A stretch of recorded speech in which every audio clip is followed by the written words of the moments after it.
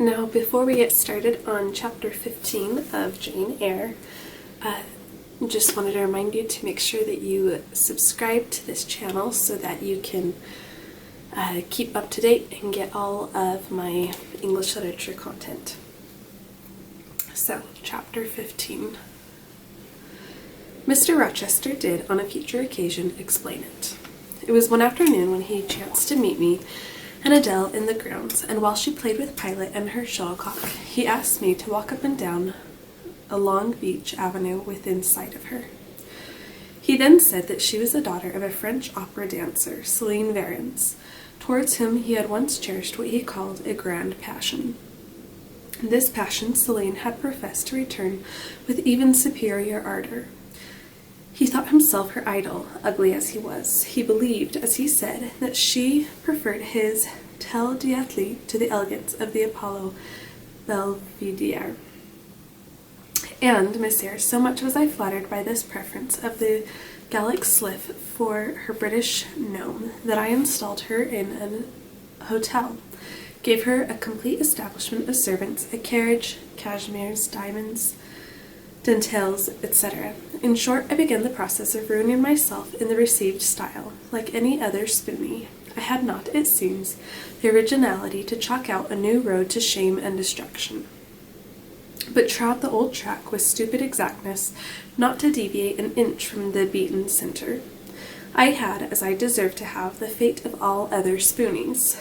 Happening to call one evening when Céline did not expect me, I found her out.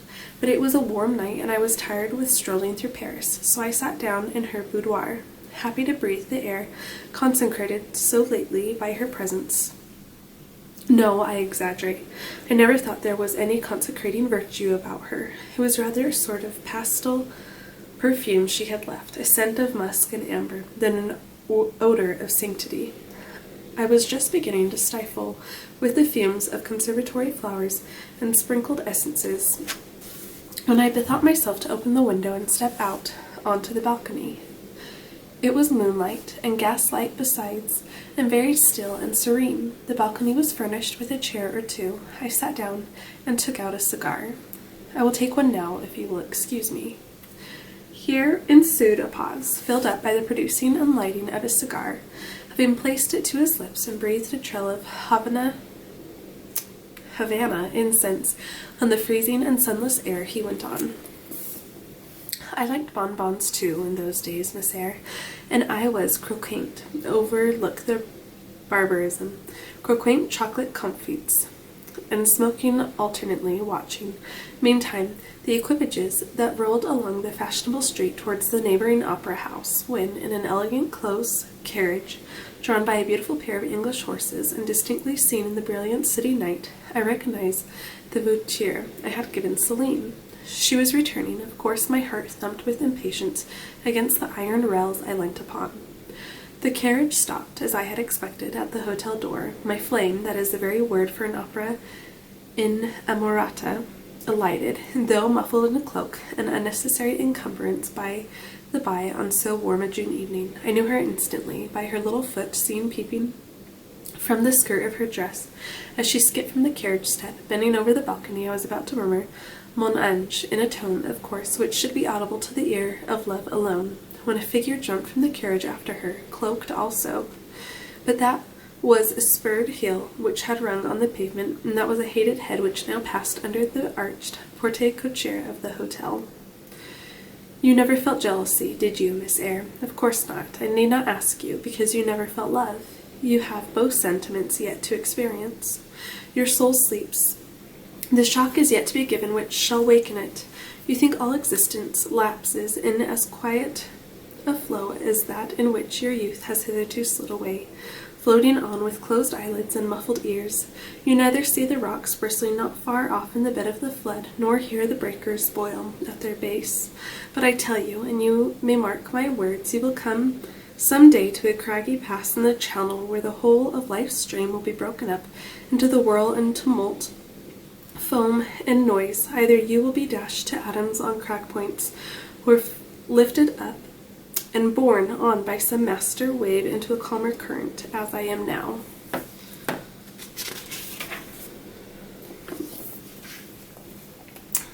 I like this day. I like that sky of still. I like the sternness and stillness of the world under this frost.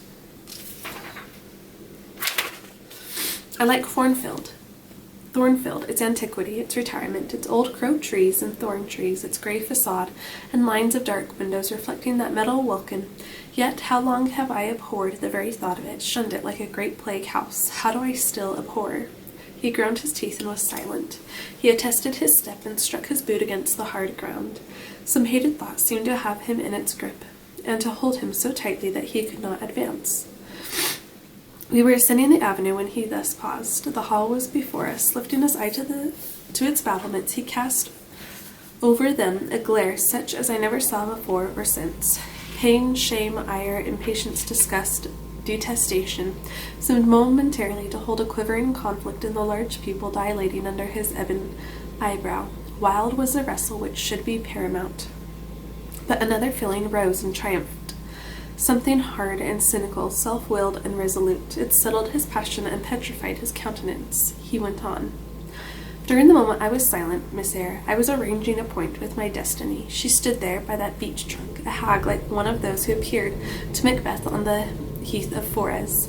You like Thornfield, she said, lifting her finger, and then she wrote in the air a memento, which ran in lurid hieroglyphs all along the house front, between the upper and lower rows of windows. Like it if you can, like it if you dare.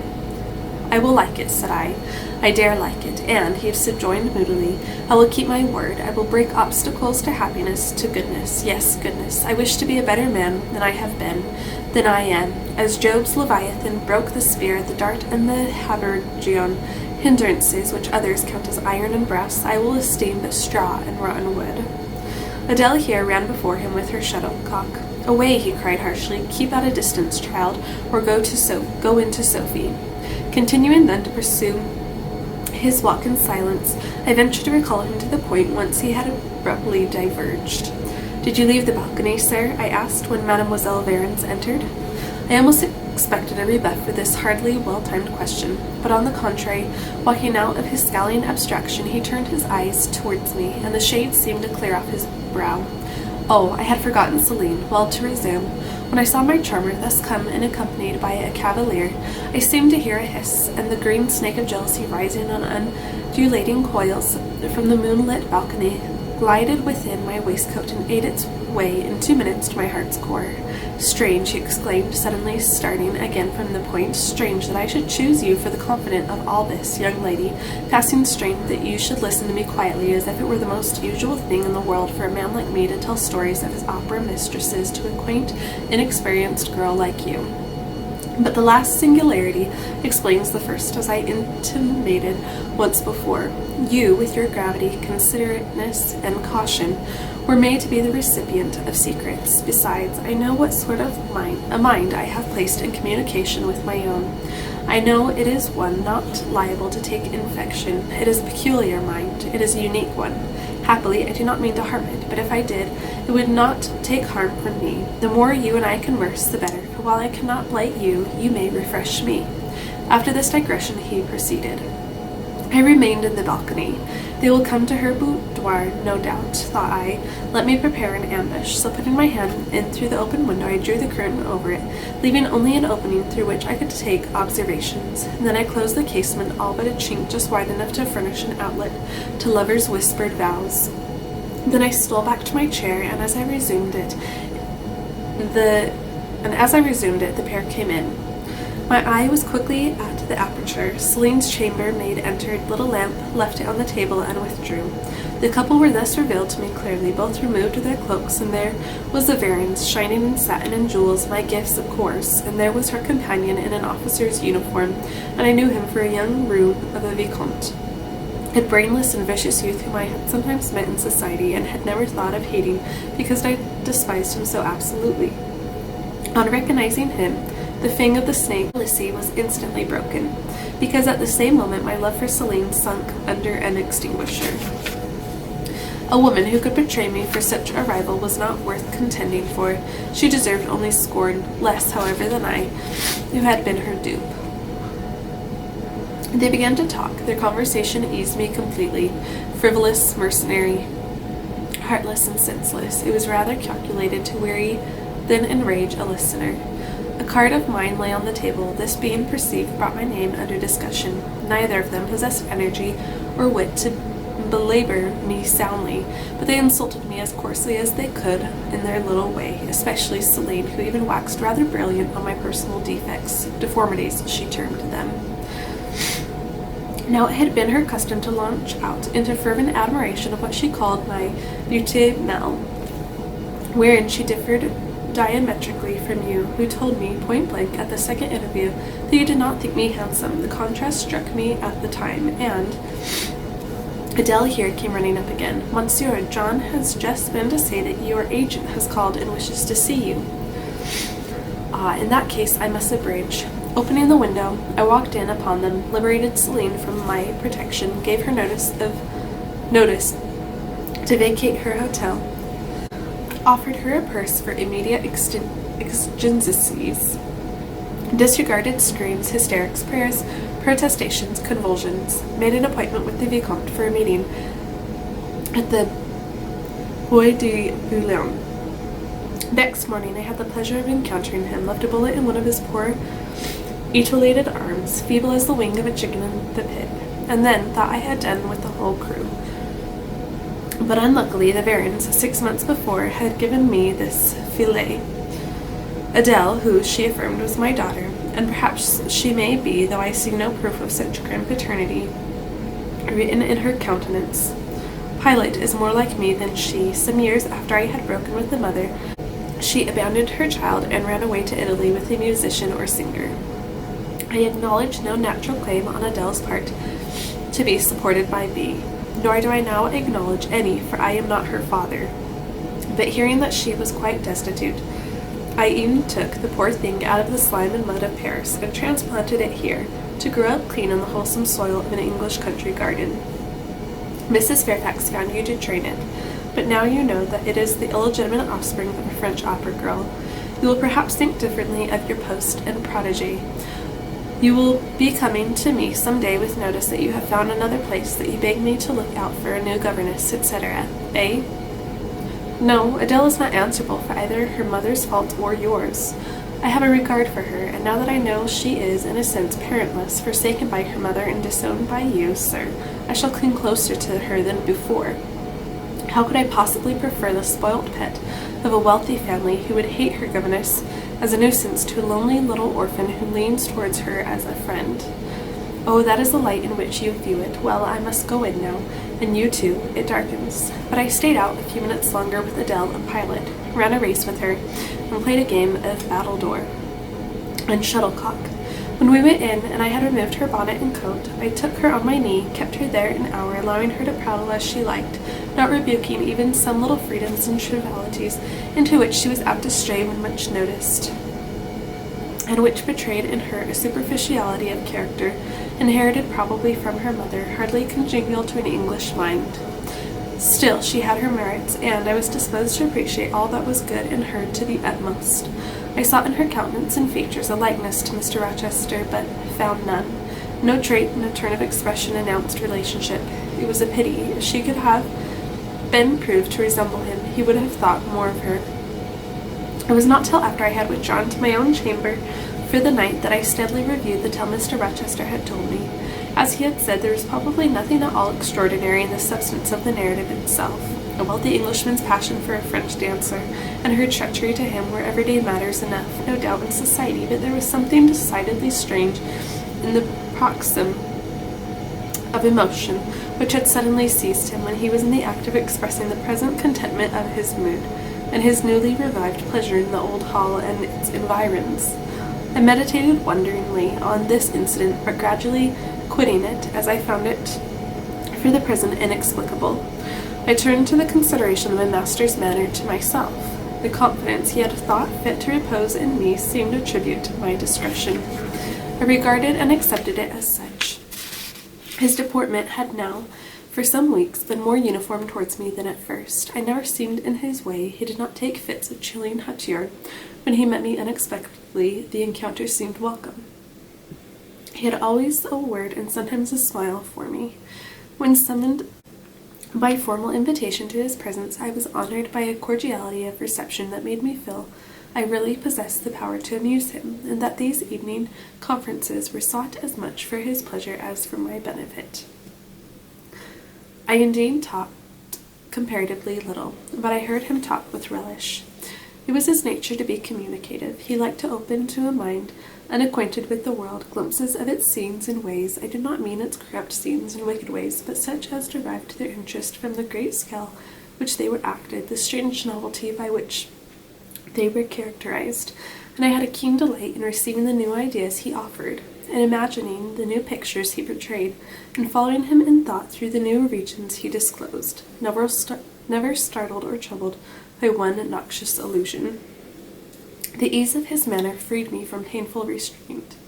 The friendly frankness, as correct as cordial, with which he treated me drew me to him. I felt at times as if he were my relation rather than my master, yet he was imperious sometimes still, but I did not mind that.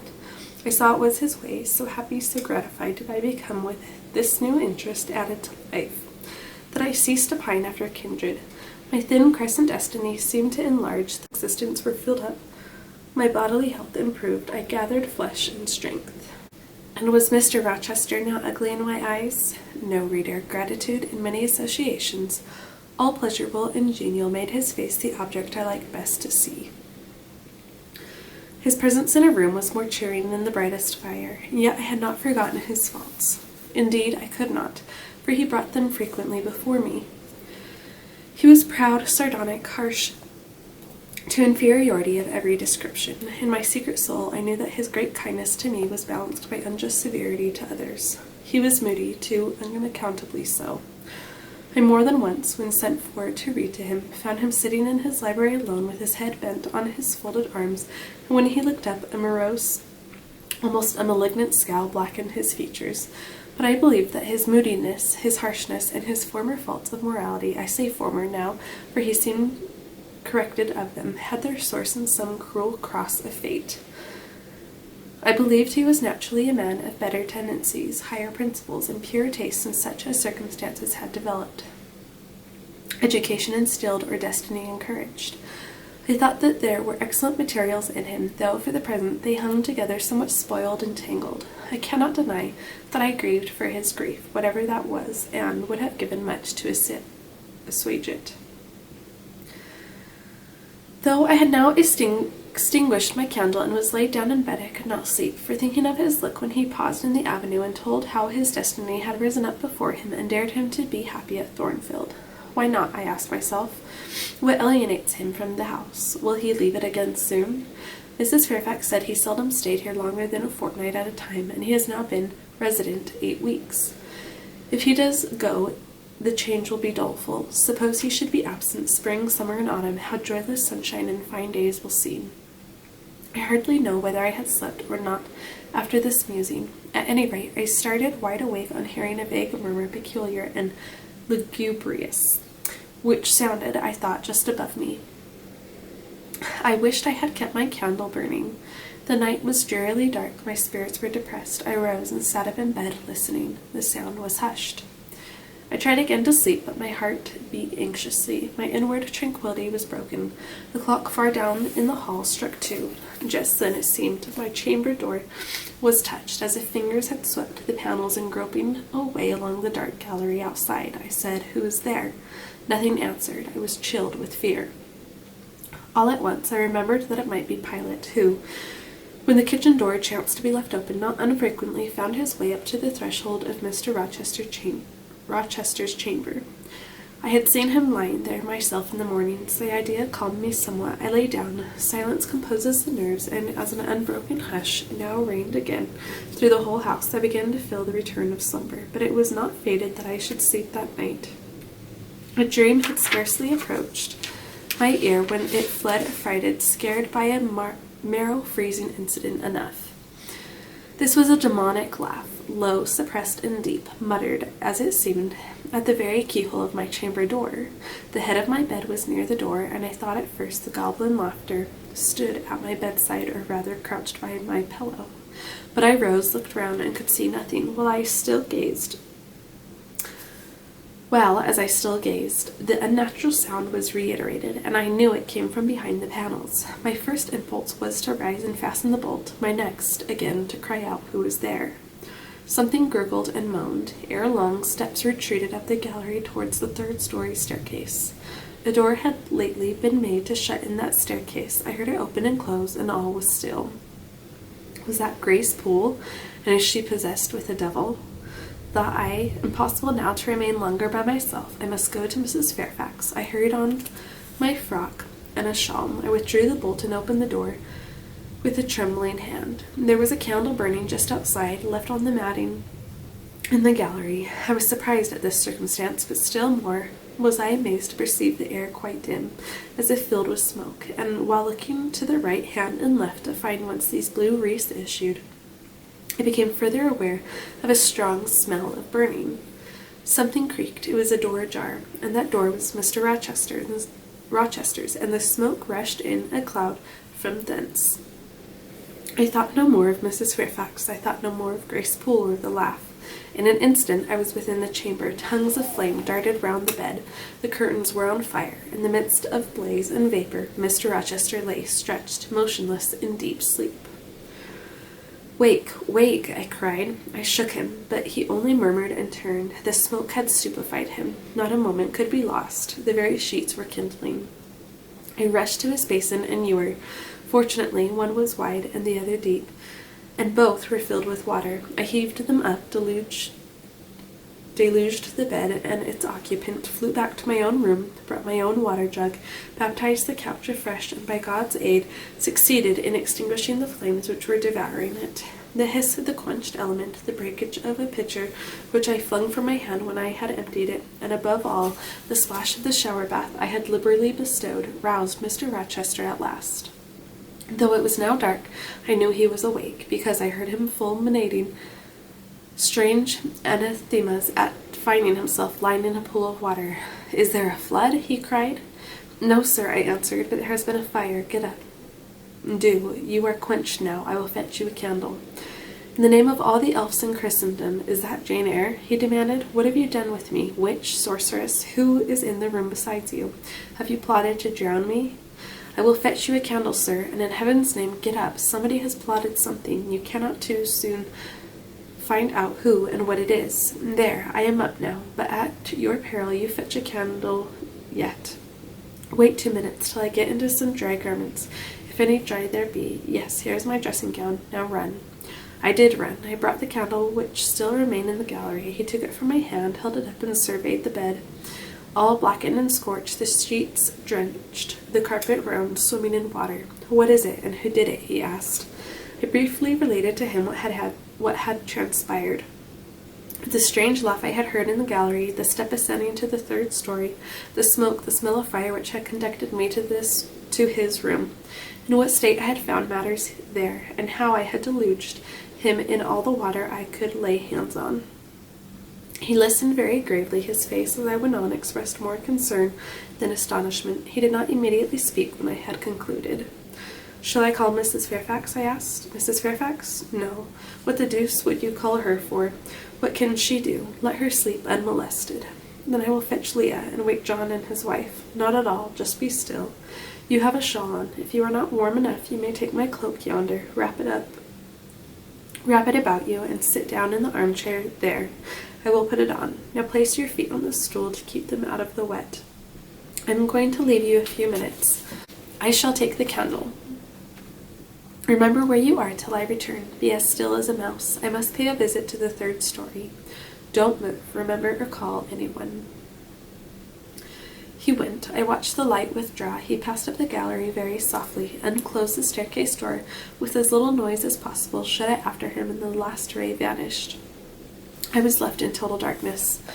I listened for some noise, but heard nothing. A very long time elapsed. I grew weary. It was cold, in spite of the cloak, and then I did not see the use of staying. As I was not to rouse the house, I was on the point of risking Mr. Rochester's displeasure by disobeying his orders, when the light once more gleamed dimly on the gallery wall, and I heard his unshod feet tread the matting. I hope it is he, thought I, and not something worse. He re-entered, pale and very gloomy. I found it all out, said he, setting his candle down on the washstand. It is as I thought. How, sir? He made no reply, but stood with his arms folded, looking on the ground. At the end of a few minutes he inquired in a rather peculiar tone, I forget whether you said you saw anything when you opened your chamber door. No, sir, only the candlestick on the ground. But you heard an odd laugh? You have heard that laugh before, I should think, or something like it. Yes, sir, there is a woman who says here, called Grace Poole. She laughs in that way. She is a singular person. Just so, Grace Poole, you have guessed it. She is, as you say, singular, very. Well, I shall reflect on the subject. Meantime, I am glad that you are the only person besides myself acquainted with the precise details of tonight's incident. You are no talking fool. Say nothing about it. I will account for this state of affairs, pointing to the bed. And now, return to your own room. I shall do very well on the sofa in the library for the rest of the night. It is near 4. In 2 hours the servants will be up.